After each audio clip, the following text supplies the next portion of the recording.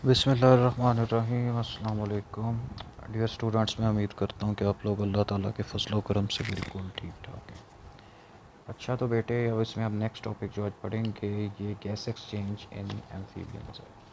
तो previous lecture के अंदर हमने सर्कुलेटरी सिस्टम इन एम्फीबियंस पढ़ा था। तो ये उससे नेक्स्ट पार्ट है कि एम्फीबियंस के अंदर गैस एक्सचेंज यानी कि वेंटिलेशन कैसे होता है।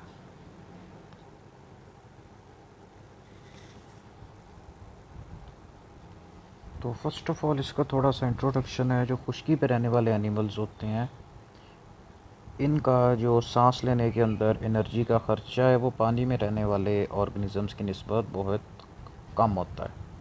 मतलब ये कि पानी में रहने वाले एनिमल जिस तरह फ़िशेस वगैरह हैं, उनकी बहुत सारी एनर्जी सांस लेने पे ख़र्च हो जाती है। अब इसका रीज़न ये है कि पानी के अंदर जो ऑक्सीजन की परसेंटेज है ये खुश्की की निस्बत बहुत ज़्यादा कम होती है। और जैसे कि यहाँ पे लिखा हुआ है कि एयर के अंदर वाटर की निस्बत 20 टाइम्स मोर ऑक्सीजन होती है। दूसरा, पानी और हवा की डेंसिटी के अंदर चूँकि बहुत ज़्यादा फ़र्क है, विस्कोसिटी के अंदर ज़्यादा फ़र्क है, इस वजह से हवा के अंदर से गैस एक्सचेंज बहुत आसान है एज़ कम्पेयर टू पानी के अंदर से गैस एक्सचेंज करना। तो इसमें गैस एक्सचेंज के लिए एक जो बेसिक रिक्वायरमेंट है वो ये है कि वो सरफेस जहाँ पे गैस एक्सचेंज हो रहा है वो हर वक्त मॉइस्ट होनी चाहिए और उसका सरफेस एरिया भी काफ़ी सारा ज़्यादा होना चाहिए। तो अगर तो रेस्पिरेटरी से सरफेस बिल्कुल ओपन होगी, यानी कि हवा उसको डायरेक्ट टच कर रही है और वो ओपन इन्वायरमेंट के अंदर है, तो उससे वाटर लॉस बहुत ज़्यादा इंक्रीज़ हो जाएगा। तो इसी वजह से ये जो एम्फीबियंस होते हैं, चूँकि अपनी स्किन को भी as a respiratory surface use करते हैं, लंग्स को भी as a respiratory surface use करते हैं, तो स्किन को हर वक्त गीला रखते हैं क्योंकि गीली सरफेस के ऊपर गैसेस जल्दी डिफ्यूज़ होती हैं। ये रूल है। तो अगर स्किन को पानी की मदद से गीला रखें तो पानी बहुत जल्दी एवेपोरेट हो जाता है। इसलिए ये अपनी स्किन को गीला रखने के लिए सिंपल पानी की बजाय म्यूकस यूज़ करते हैं। म्यूकस एक थिक और स्टिकी सब्सटेंस होता है और ये जल्दी एवेपोरेट नहीं होता। इसकी वजह से इनकी स्किन ज़्यादा अरसे तक मॉइस्ट रहती है। सिमिलरली अपने अगर फ्रॉग वगैरह की डायसेक्शन की है कभी, तो एम्फीबियंस की जो स्किन होती है एक तो बहुत बारीक होती है, दूसरा इसके अंदर कैपिलरीज़ के बेड्स पाए जाते हैं, मतलब कैपिलरीज़ के बंच गुच्छे पाए जाते हैं। तो इन्हीं दो फैक्टर्स की वजह से इनकी जो स्किन होती है ये एक एफिशिएंट रेस्पिरेटरी ऑर्गन। अब दो चीज़ें कौन कौन सी? Number one, dense network of capillaries. Number two, moist skin. हर वक्त गीली रहती है और उसमें ब्लड सर्कुलेशन बड़ी अच्छी होती है क्योंकि उसमें बहुत सारी कैपिलरीज पाई जाती हैं। तो ये गैस एक्सचेंज इन एम्फीबियंस का थोड़ा सा ओवरव्यू है, जिसमें इसके जो डिफरेंट मेथड्स हैं दिखाए गए हैं। इसमें जो राइट साइड पे बड़ी वाली डायग्राम है, इसमें फ्रॉग की स्किन दिखाई गई है जिसके नीचे से कैपिलरीज भी गुजर रही हैं। तो इन्हीं कैपिलरीज के थ्रू हवा के अंदर से गैस एक्सचेंज पॉसिबल होता है। ठीक है, ये अगेन वही, इसमें जो दो मेथड मेनली यूज़ होते हैं, यानी कि स्किन के थ्रू और लंग्स के थ्रू।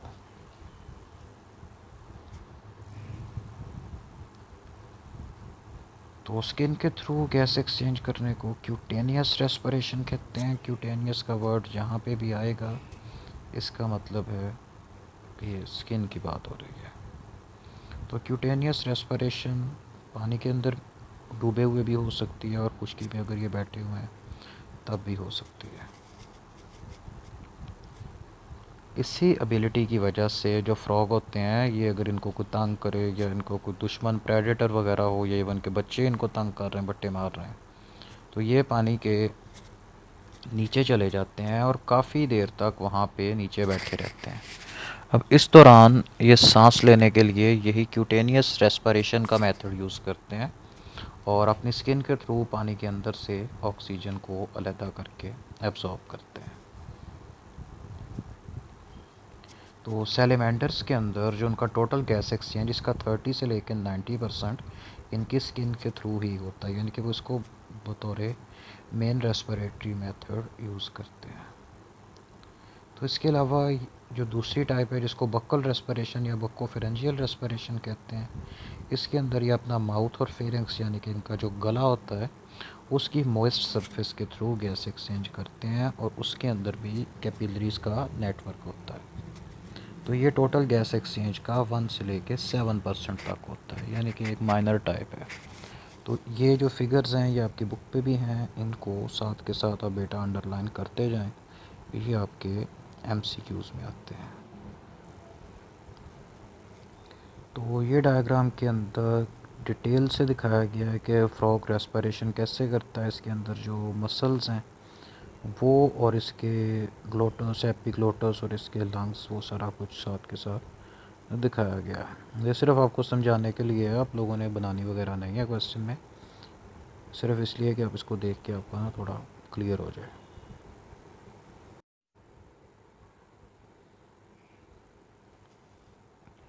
तो बहुत सारे एम्फीबियंस पाए प्लिथोडोंटिड सैलेमेंडर्स के इनके अंदर लंग्स पाए जाते हैं। सैलेमेंडर के जो लंग्स होते हैं ये बिल्कुल सिंपल थैली की तरह के होते हैं। एन्यूरन्स यानी कि जो मेंढक वगैरह होते हैं इनके लंग्स अंदर फर्दर सब डिवाइडेड होते हैं, और उसके अंदर छोटे छोटे कंपार्टमेंट्स बहुत सारे बने होते हैं ताकि सरफेस एरिया को इंक्रीज़ किया जा सके। जितना सरफेस एरिया ज़्यादा होगा उतना ही गैस एक्सचेंज भी ज़्यादा होगा। तो पल्मोनरी या लंग्स के थ्रू जो वेंटिलेशन होती है वो बक्कल पंप मैकेनिज़्म होता है, मतलब कि जिस मैकेनिज़्म के थ्रू हवा इनके अंदर या बाहर जाती है उसको बक्कल पंप मैकेनिज़्म कहा जाता है, जिसके अंदर इसके माउथ और फेरेंक्स के जो मसल्स होते हैं पॉजिटिव प्रेशर क्रिएट करते हैं, उसकी वजह से जो एयर है इसके लंग्स के अंदर जाती है। तो ये सिंपल फॉर्म के अंदर नेक्स्ट ये डायग्राम 19.3 बी से लेके ई तक जो है ये वाली इसके अंदर ये दिखाया गया है। तो इसी की जो ज़्यादा डिटेल्ड एक्सप्लेनेशन थी वो पीछे ब्लैक एंड वाइट वाली डायग्राम के अंदर है। ये आपकी टेक्स्ट बुक वाली डायग्राम है, इसको आप देखें। इसके अंदर जो ब्लू कलर के एरो हैं ये एयर की डायरेक्शन है, जो रेड कलर के एरोज़ हैं ये प्रेशर को शो करते हैं। तो इसको लेफ़्ट साइड से देखना शुरू करें। सबसे पहले जो एयर है ये इसके नोस्ट्रिल यानी कि नाक के थ्रू अंदर जा रही है यहाँ से। तो रेस्पिरेटरी ट्रैक यानी कि ग्लोटस जो होता है, जैसे इसका रेस्पिरेटरी साइकिल पहला स्टार्ट होता है तो इसके जो माउथ का फ्लोर है यानी कि इसकी जो माउथ की निचली साइड है वो नीची हो जाती है और एयर इसकी माउथ कैविटी के अंदर आ जाती है। ये दिखाया गया है बी वाली डायग्राम के अंदर। अब सी वाली डायग्राम के अंदर क्या है कि इसका ग्लोटस ओपन हो जाता है और लंग्स की इलास्टिसिटी की वजह से और बॉडी वॉल यानी कि इसके इर्द गिर्द जो मसल्स होते हैं वो कंट्रैक्ट होते हैं, जो प्रेशर पड़ता है लंग्स के ऊपर ये वही प्रेशर है जो रेड कलर के एरोस दिखाए गए हैं सी वाली डायग्राम के अंदर, और ये सारे चारों तरफ से लंग्स पे प्रेशर डाल रहे हैं। तो इसकी वजह से जो लंग्स के अंदर एयर होती है ये लंग्स से निकल के इसके माउथ के अंदर और वहाँ से फिर बाहर चली जाती है। अब डी वाली डायग्राम में प्रेशर इसने अब चेंज कैसे करना है, तो इसका माउथ और लेयर यानी कि इसकी जो नाक की ओपनिंग्स होती हैं ये बंद हो जाती हैं। माउथ का इसका जो निचला हिस्सा है यानी कि उसका फ्लोर वो फिर से ऊपर हो जाता है। अब प्रेशर इंक्रीज़ हुआ है, नाक बंद हो गया, इसके माउथ के नीचे रेड कलर का एरो बना हुआ है मतलब प्रेशर। इसकी वजह से जो एयर इसके माउथ के अंदर है वो आगे जाके इसके लंग्स में चली जाती है।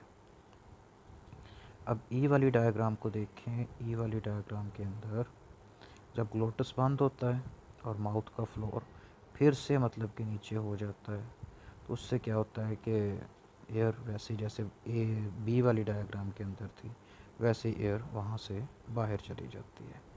अच्छा, जो बक्कोफेरेंजियल रेस्पिरेशन का प्रोसेस है वो ई वाली डायग्राम के अंदर ही एक्सप्लेन किया गया है। इसके अंदर आप देखेंगे कि जो ब्लू कलर का एरो है वो सिर्फ इसके माउथ के अंदर तक ही है, वो आगे इसके लंग्स तक नहीं जा रहा। यानी कि जो टोटल गैस एक्सचेंज हो रहा है वो सिर्फ इसके माउथ के अंदर वाली लाइनिंग में ही हो रहा है, इसके लंग्स का इसमें कोई रोल नहीं है। उसमें ये क्या करता है, आप लोगों ने वीडियोस वगैरह में मेंढक को वैसे भी देखा होगा, मेंढक बैठा होता है और इसके माउथ का यानी कि इसका जो गले वाला पोर्शन है वो खुद ही ऊपर नीचे हो रहा होता है, इसकी वहाँ से जो स्किन होती है। तो वो स्किन ऊपर नीचे इसलिए हो रही होती है कि इसके माउथ के अंदर और बाहर जो एयर है उसको मूव कर सके। और हर दफ़ा एयर जब इसके माउथ के अंदर आती है तो उसके अंदर से ऑक्सीजन इसके माउथ के अंदर जो लाइनिंग यानी कि इंटरनल लेयर है उसमें एब्जॉर्ब हो जाती है। उसमें बहुत सारी कैपिलरीज होती हैं जिनमें ब्लड होता है और ऑक्सीजन ब्लड में चली जाती है। सिमिलरली वहाँ पे मौजूद कार्बन डाइऑक्साइड इसके माउथ के अंदर और एयर के साथ वहीं से ही बाहर चली जाती है।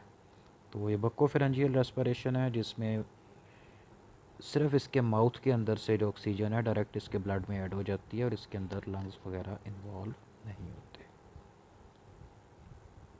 ठीक है, ये डायग्राम के अंदर बेटा फ्रॉग के लंग का डेवलपमेंट और इसका स्ट्रक्चर दिखाया गया है। जो बात पीछे हुई थी कि इनके लंग्स के अंदर फर्दर कंपार्टमेंट्स बने होते हैं और सरफेस एरिया काफ़ी सारा ज़्यादा होता है। इसके बरक्स जो सैलेमेंडर्स वगैरह होते हैं उनके लंग्स बैलून की तरह के होते हैं, मतलब अंदर से खाली होते हैं और उनका सरफेस एरिया भी कम होता है। तो क्यूटेनियस और बक्कोफेरेंजियल रेस्पिरेशन इसका एक नुकसान भी है क्योंकि इसके अंदर जो गैस एक्सचेंज होता है वो कोई इतना ज़्यादा नहीं होता। मतलब इस मेथड से कोई इतनी ज़्यादा ऑक्सीजन नहीं ली जा सकती कि उसके अंदर से बॉडी की नीड्स चलाई जा सकें। इसलिए ये होता है कि बहुत ज़रूरत पड़ने पे एमरजेंसी के अंदर ये मेथड्स यूज़ होते हैं। मेन मेथड इसके अंदर पल्मोनरी रेस्पिरेशन ही रहता है और लंग्स के थ्रू जिसमें सांस ली जाती है। तो लंग्स इसके फ्रॉग के क्योंकि बाकी एम्फीबियंस की निस्बत भी ज़्यादा अच्छी क्वालिटी के होते हैं और मैक्सिमम गैस एक्सचेंज इसके लंग्स के थ्रू ही होता है।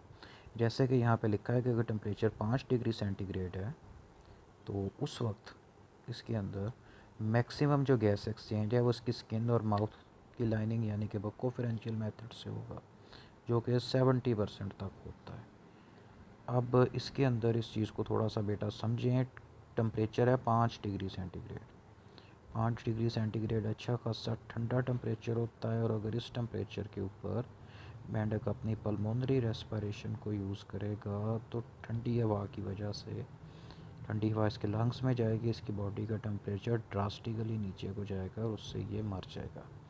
क्योंकि कोल्ड ब्लडेड होते हैं और एक्टोथर्मिक होते हैं, इस वजह से ये अपने टेम्परेचर को हमारी तरह से कांस्टेंट नहीं कर सकते। इसलिए फिर ये हाइबरनेशन वगैरह के दौरान या वैसे भी जो सांस लेते हैं ये क्यूटेनियस रेस्पिरेशन से ही लेते हैं।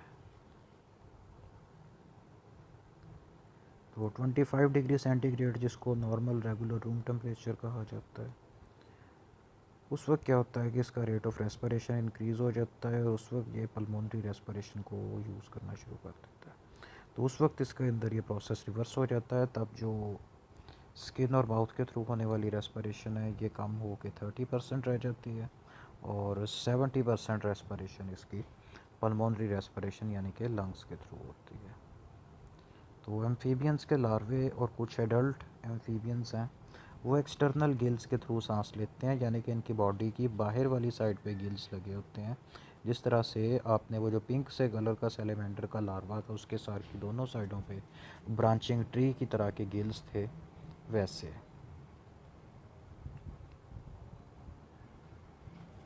तो वही कि कार्टिलेजिनस रॉड लाइक स्ट्रक्चर होते हैं, एम्ब्रियोनिक फेरेंजियल स्लिट्स यहाँ पे होती हैं, वहाँ से बनते हैं और यहाँ पे गिल्स के 3 पेयर्स आते हैं। तो मेटामॉर्फोसिस के दौरान यानी कि जब ये लार्वा से एडल्ट की तरफ जाते हुए अपनी शक्लें बदलता है तब इसके गिल्स आहिस्ता आहिस्ता ख़त्म होकर वापस इसकी बॉडी में शामिल हो जाते हैं। फेरेंजियल स्लिट्स बंद हो जाती हैं और इसके अंदर लंग्स डेवलप हो जाते हैं जिससे फिर ये बाद में एज एन एडल्ट सांस लेते हैं। तो ये बेटा आपका रेस्पिरेशन वाला टॉपिक कंप्लीट हो गया। इसके अंदर अगर किसी बच्चे का कोई क्वेश्चन है तो वो मेरे से पूछ सकता है। Thank you very much and अल्लाह हाफिज़।